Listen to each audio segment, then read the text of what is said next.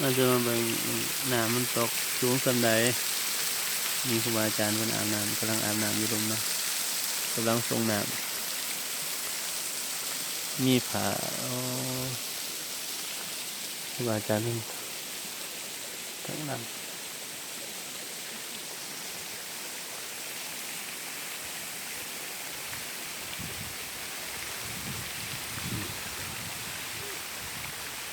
ครูเขากลัว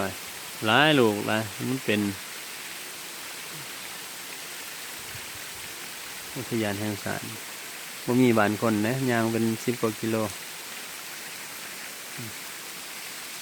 เพื่อสิมาฮอดจุดนี้ยางแต่สาวๆ ด้อยๆหน่อย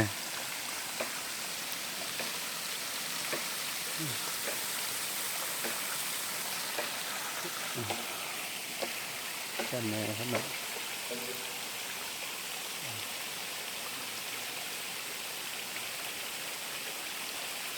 เป็นไงมหาอุดรเพิ่นนอนอยู่สันใต้มองเพิ่นนอนมองเพิ่นพักนะครับจำวัดแต่ว่าครูบาอาจารย์ส่วนใหญ่จะมีครูบาอาจารย์ไปอยู่น้ำเพิ่นรูปหนึ่งแล้วครูบาอาจารย์ส่วนใหญ่เขาจะพักอยู่ชั้นบนอยู่ข้างเทิงฮะ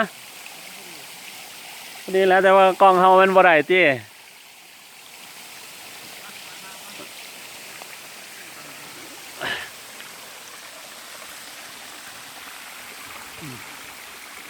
เป็นเอาตัวนี้โยมเพิ่นนี่เฮาสินอนอยู่นี่คืนนี้